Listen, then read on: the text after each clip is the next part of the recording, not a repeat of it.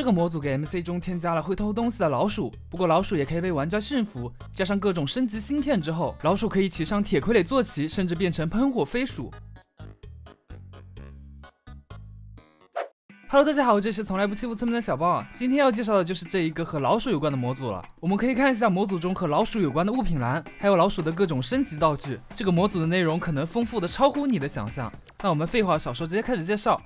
首先，老鼠是一种会在主世界生成的小型生物，而且只会在夜间生成。它们比较害怕玩家，所以一看见我们就会马上逃跑。不过我们不注意的时候，它可能会跑到我们家里去，偷走我们家里存放在箱子中的食物或者种子。而如果我们的农田没有被保护起来，它还有可能会直接吃掉田里的粮食，非常讨厌。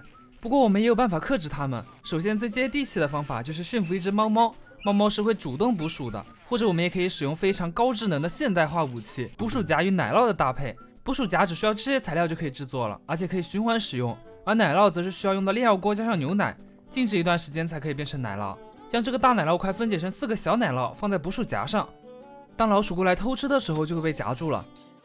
夹完一只老鼠之后，我们要把夹子重新搬回去才能再次使用。那这是赶走老鼠的办法，还有一种办法就是我们可以驯服老鼠。驯服老鼠也需要用到奶酪，我们可以把老鼠困在某一个角落里面，然后不停地给它喂奶酪。大概在第10到15个奶酪的时候，老鼠就可以被驯服了。驯服成功之后，我们可以把老鼠放在头顶上，带着它一起行动。或者我们也可以右键打开它的背包，在这个里面可以看到它的性别，然后我们还可以在右边更改它的行为模式。除了比较基础的闲逛、坐下跟随，还有捕猎动物、收集物品、采集农作物等等选项。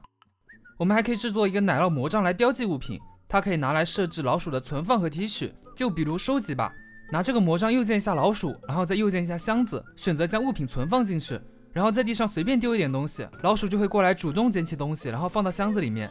包括熔炉这类的方块都是可以的。我们可以将老鼠的模式改成运输，然后修改一下奶酪魔杖的设置。另外还有一些其他的能力，就比如种田或者是挖矿。挖矿的话，我们就需要打开老鼠的背包了。可以看到这个左边有几个可以放升级插件的格子，这些升级插件我们都是可以制作的，有好几十个。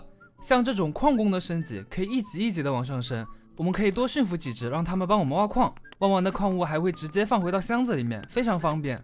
还有像什么种植家、动物饲养员、渔夫，这些就不提了。像这种加500点血量的战神升级，升级的条件也很苛刻，甚至还有龙的升级，在增加了基础属性的同时，老鼠还可以飞翔，还可以喷火。在我们打村庄保卫战的时候，可以说是一个非常得力的助手。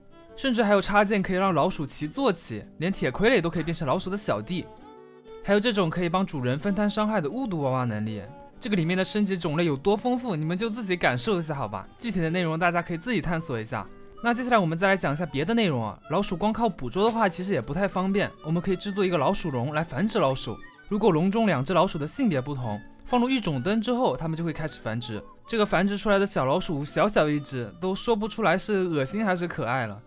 下面是一些老鼠变种的内容，在野生老鼠出现的时候，有可能会携带致命的疾病。模组中称这种老鼠为异鼠，它会主动攻击靠近的生物，并且会传染和它接触的老鼠。在我们发现它之后，要尽早的处理掉。如果我们的老鼠被传染了也不要紧，模组中有净化老鼠的药可以救它。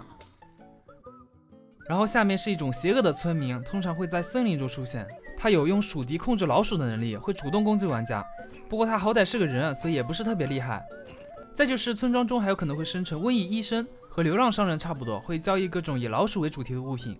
而当这个瘟疫医生被闪电击中之后，就会被转变成黑死神，这是一种非常强大的 BOSS， 会召唤很多怪物来保护他。击败之后可以掉落一些武器和装备，死神镰刀可以挥出温云攻击，还有一个面具，还有神秘碎片令牌。不过这个碎片要在添加了附属模组之后才可以使用，这是一个新维度的钥匙。今天这个老鼠模组其实还有很多内容我没有讲到，这是一个可玩性很高的模组了，大家如果感兴趣的话可以去试玩一下。